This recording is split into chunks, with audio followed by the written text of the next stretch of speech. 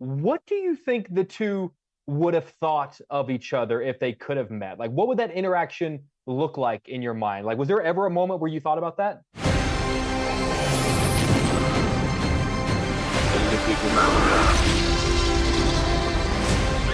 Where we're going, we don't need roads. Obviously, it was just announced a few days ago that there's going to be a live production of the Hunger Games in London. So I'm sort of curious, thinking about this movie, what is the moment in the film that you would most love to see acted out live on stage in front of you? Wow. I think, geez, if I were to see something, I mean, one of my favorite parts in this movie, and I don't want to give too much away, but there's this great, real emotional moment late near the end of the movie in the forest where Tom Blythe, who plays young Coriolanus Snow, finally goes dark, and you see him sort of start to really become the villain that we know. And I would love to see a live version of that. He would crush that on stage. I just give him the part again. He would absolutely crush that. He would. Goes without saying, Lucy Gray and Katniss, obviously wildly different characters. But since you have experience with both, what do you think the two would have thought of each other if they could have met? Like, what would that interaction look like in your mind? Like, was there ever a moment where you thought about that? Wow, no, I never did actually. I mean, I think that there would be some mutual respect. From District 12, Lucy Gray Baird. I volunteer! I volunteer as tribute. They share some similarities in that they're both very smart and they're both survivors. They just have different ways about going about it. So I think there would definitely be mutual respect. And I'm sure that Katniss would enjoy going to the Hob and probably having a little, like, white liquor and watching Lucy Gray and the Covey perform. Wouldn't we all, honestly? It goes without saying, obviously, even though this movie is PG-13, there are moments that are brutal. Like, at the end of the day, this is kids killing kids, and there are a lot of scenes that are incredibly intense for a PG-13 movie. There are moments where I thought, damn, like, he really went there. You've worked with the R rating before with Constantine and Red Sparrow. Is there any part of you that would be curious to see what an R-rated Hunger Games movie would look like?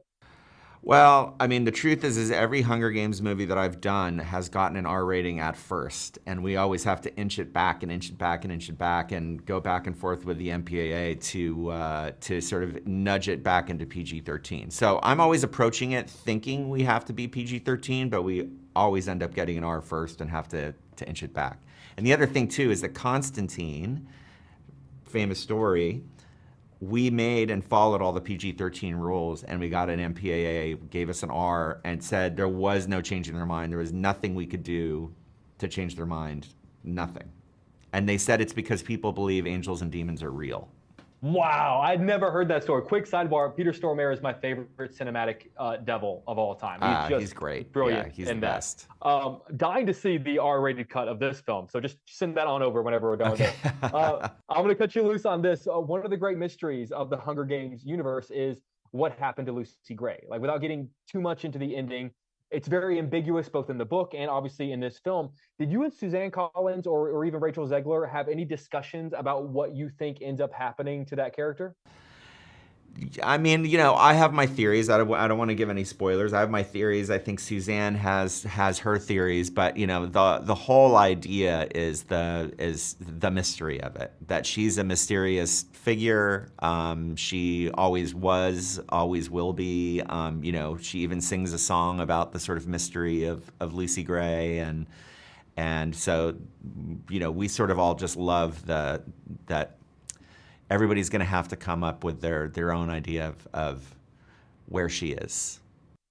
I love it. There's the moment this film was over, my first thought was like, okay, like bring on the next one. Like sometimes you see a movie and you go, I'm good for a few years. This one I was ready for the next one. In your mind, if you were to make more of these, would the last prequel match up where the first Hunger Games? Like, are you sort of imagining a bridge where you could go from one directly into the other?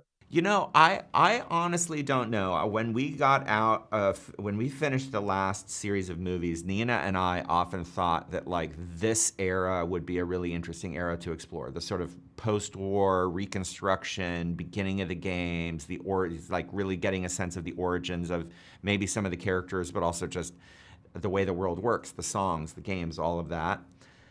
I don't really know, what the next one would be. What always interests me is that Suzanne writes from very thematic ideas first. And so if she came up with a new sort of reason to tell a story, then I think that's always the most interesting part to me.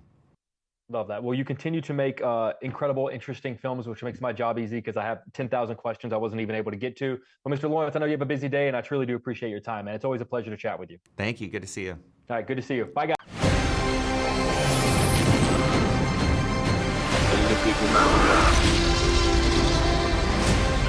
Where we're going, we don't need roads.